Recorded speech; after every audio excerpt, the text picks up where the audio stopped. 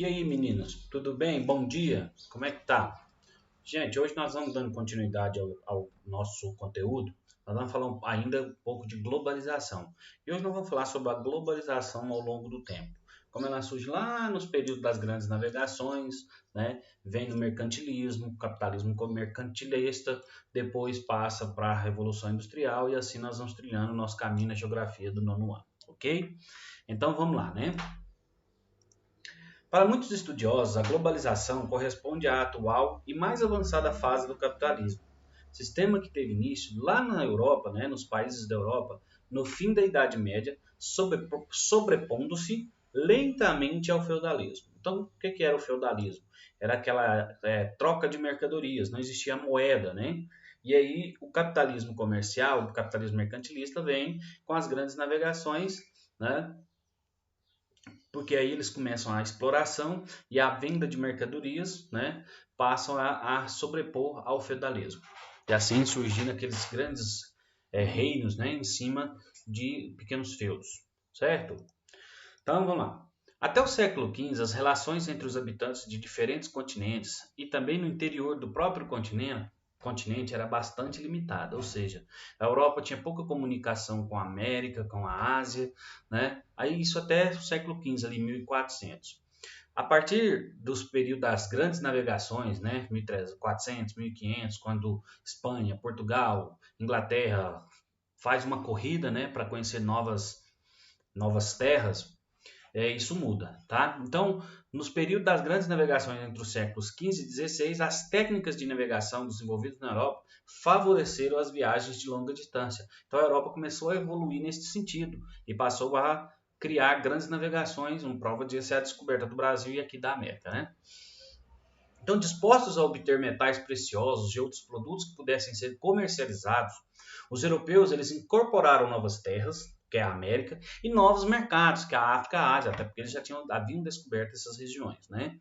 Interferindo assim na integração do espaço geográfico mundial e possibilitando a expansão do capitalismo e, de acordo com alguns pesquisadores, dando início ali o que nós chamamos de hoje o processo de globalização. Então é a partir das grandes navegações que começa a ter essa integração mundial, certo?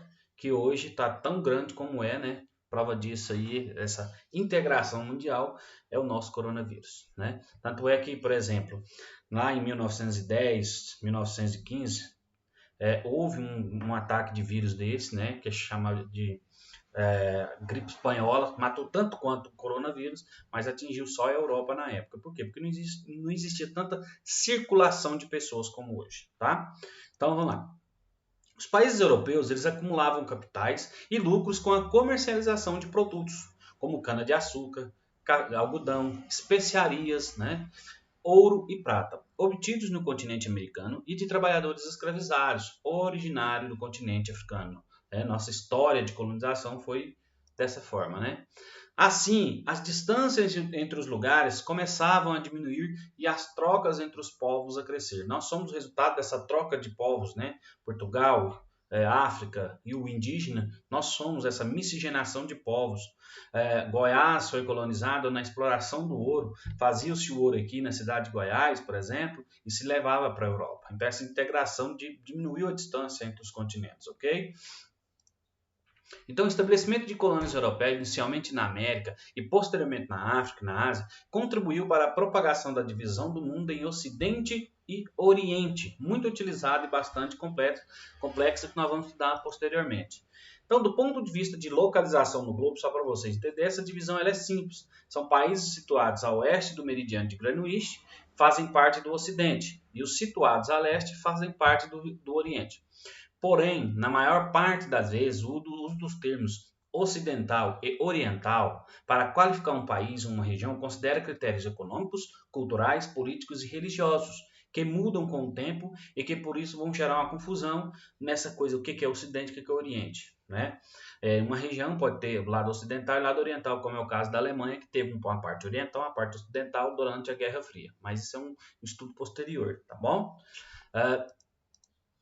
No contexto de expansão do capitalismo, o Ocidente corresponde, no primeiro momento, aos países da Europa Ocidental, que temos também parte da Europa Oriental, né, dentro da divisão do continente europeu entre leste e oeste, que ficaram diferentes. Uma se tornou socialista, outra capitalista. O Oriente, por um lado, corresponde aos povos de culturas asiáticas, com os quais os europeus passaram a ter contato do século XV em diante. Então, na divisão mundial, a Ásia ficou para oriental e a Europa para ocidental, ok? Assim, a expansão do sistema capitalista resultou, entre outros fatores, em expansão e imposição de valores ocidentais sobre as diversas regiões do planeta. E isso gerou, gente, o que nós entendemos aqui hoje, né, conflitos, né, que nós vamos estar estudando, né, essa coisa do ocidental em fazer sua imposição econômica no oriental, ocorre isso muito no Oriente Médio, né, os muçulmanos, então tem essa divergência cultural, étnico-religiosa que atinge tanto parte ocidental como parte oriental do planeta, que é um estudo mais posterior para a gente fazer, né? Vamos seguir o cronograma, ok? Então, espero que vocês tenham entendido. É um pequeno resumo da globalização ao longo do tempo. Ela surge ali no feudalismo, né? Vem com as grandes navegações. Para alguns estudiosos, é ali que começa a ter esse mundo globalizado, né? Ficou assim por séculos. A partir da Revolução Industrial, isso começa a aumentar.